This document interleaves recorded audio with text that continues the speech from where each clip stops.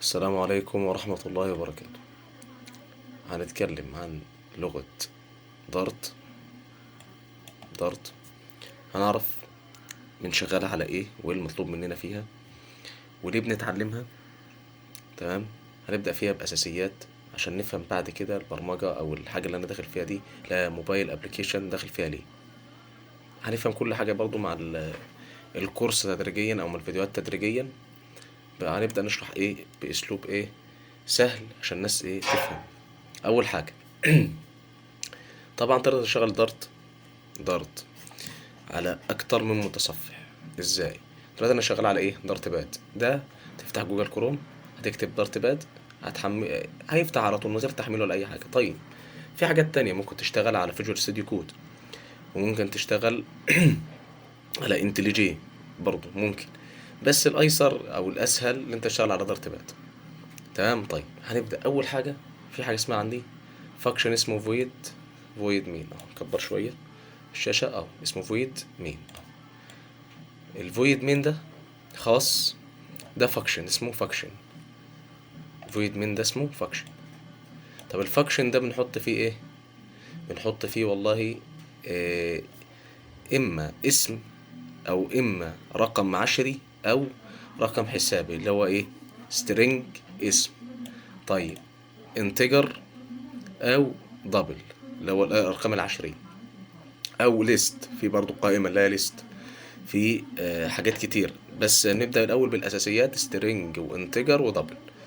اسم، رقم حسابي فردي، وبعد كده ايه رقم عشر. طيب السترنج دي بنحط فيها ايه؟ اول حاجه مبدئيا الاس بتاعت سترنج بتكون كابيتال. لو انا جيت كده عملت الاس دي سمول اهي وجيت عملت رن، هيديك ايرور. طب جميل برضه عشان نشرح الايرور دي. حاجه اسمها سنتكس. دي سنتكس.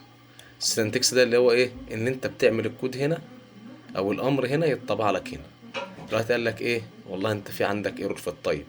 طيب اللي هو ايه بتاع سترينج، حتى حاطط علامه ايه خط احمر تحته. طب نعمل ايه؟ نيجي نبدل كده بقى تاني. نخلي طبعا ممكن تبدل بكنترول زد، مش ما تمسحش ما تمسحش الحرف وترجع تكتبه تاني، او تمسحه الايسر ليك الاسهل ليك. عملت رن. الرن إيه اللي حصل فيها؟ هيجي لك دلوقتي هنشوف الايرور هيجي تاني ولا لا. لا ما جاش ايرور. ليه؟ عشان بدلت الايه الحرف الاولاني. الحرف الاولاني تاني. نرجع تاني. لو كتبنا سمول هتتك رن هيجيلك ايرور، يعني انت غلط. طيب بتاعك فيه حاجه غلط. اللي هو سترينج اهو، بيقول لك السترينج بتاعك في حاجه، في ايرور في السترينج. طيب نرجع تاني كنترول زد اهو. رن. ايه اللي حصل؟ هنشوف دلوقتي اللي حصل. جالك ايه؟ ماي نيم از حسين. جميل. طيب نبدا بقى شرح في حاجه تانية. دلوقتي انا كتبت سترينج وعرفت سترينج لازم تكون ايه اول حرف فيها كابيتال والباقي سمول. جميل. بحط في حاجه بقى ايه متغير او اسمه، ده المتغير اسمه ايه نيم. متغير نيم هو اي اسم تكتبه بي كيو اي اسم انت عايزه. طيب بعد النيم بنكتب يساوي. طب بعد اليساوي نكتب نفتح قوسين.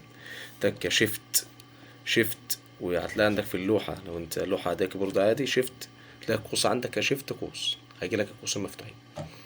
وطبعا اي طيب سترينج بتحط في علامات تنصيص. لو كده شلت علامة التنصيص دي كده واعتملت رن، ولا اكنه شايفها. مش شايفها، هشوفها ازاي؟ لازم ايه؟ اي اسم مهما كان هو اسم ايه، او بتكتب قايمة كاملة في سترينج لازم علامة تنصيص. نرجع تاني كنترول زد. كنترول زد تاني. تكرن الايرور هيروح. طب جميل. جيت انا شلت بقى طبعا تاني اهو. جيت انا شلت البرنت نيم دي كده خالص، حذفتها. لو جيت عملت رن مش هيطبع، مش شايفه برضه. هيطبع ازاي؟ اكن هو مش موجود اصلا. لازم نعمل برنت دي خاصة اللي هي تطبع الكود بتاعك، سواء طيب بتاعه سترينج او انتجر او دبل او اي ما يكون او ليست. لازم تعمل برنت. رجعت انا كنترول زد هنتك رن رجع لك الايه، هيرجع لك الاسم تاني. هنشوف برضه. رجع لك الاسم تاني ماي نيم اس حسين. طيب في حاجة تانية. انا دلوقتي حبيت والله اعمل حاجة ايه، حاجة تانية يعني متغير تاني غير ده انا خلاص خلصناه. نعمل متغير تاني، نكتب برضو مع بعض string، اول حرف كابيتال زي ما قلنا.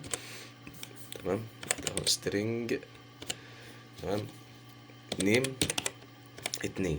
تمام، بيساوي، نفتح القوسين زي ما قلنا. تمام، هنتك والله لو انا جيت علامتين التنصيص مهمين، اوعى تنسى علامة التنصيص عشان ده بيجيب لك ايرور، يجيب لك غلط في السنتكس بتاعك في التايب بتاعك. تك والله علي اهو، تكت علي مثلا. علي. طيب لو انا جيت عملت رن بقى دلوقتي، ما عملتش برنت، انا اتكيت بس المتغير وعملت رن، هيجيب لي ايه؟ جاب لي ماي نيم از حسين برضه. ليه؟ ما هو ما انت ما اديتلوش، ما طبعتلوش. انت دلوقتي قلنا مع المتغير التايب بتاع سترينج لازم تعمل ايه؟ برنت. اي تايب لازم تعمل معاه برنت. طب انا دلوقتي ما عملتش، ما ظهرش الا الايه اللي معمول لها برنت بس. لو جيت انا عملت بقى هنا كده برنت اهو، برنت فاتح قوسين، عملت نيم 2. طيب هل هيطبع ولا لا؟ هنتك رن كده. طبعا جاب ماي نيم حسين الاول وبعد كده جاب علي. طب حبيت، طب انا دلوقتي برضو حاجه مع، عشان برضو بيجي في ناس هتقع فيها برضو. انا جيت دلوقتي عملت البرنت وكتبت اسم المتغير بس ما نسيت الفاصله، سيمي كولوم. هي الفاصله وعليها نقطه، سيمي كولوم. اتكيت رن، قال لك ايرور. برنت ايرور عندك فين؟ ابص كده معايا اهو، برنت نيم 2 فين؟ مش ظاهر. تمام، نرجع تاني كده، هيجي لها تك رن هيظهر تاني. تمام، بكده نقول تاني void مين function بتحط فيه الاوامر. الاوامر بعد ما ده لازم تفتح، ده اساسي، ده اساسي في لغة دارت ما بيتشالش. بعد كده string، طيب بتاع اول حرف فيه اللي هو الاس ده، الاس ده لازم يكون كابيتال، لو سمول هيجيلك ايرور. نكتب متغير يساوي الحاجة اللي احنا عايزينها، ولازم علامتين التنصيص لأي اسم أو علامة فردية، لا زوجية لا فردية. ثم السيمي كولوم، لو نسيت السيمي كولوم دي كده، جيت عملت كده من عليها وكده من عليها كده، هيجي لك ايرور في السنتكس على طول، ايرور في الاثنين. رجعهم تاني هيشتغلوا تاني، رجعهم الاثنين تاني هيشتغلوا تاني كده. تمام،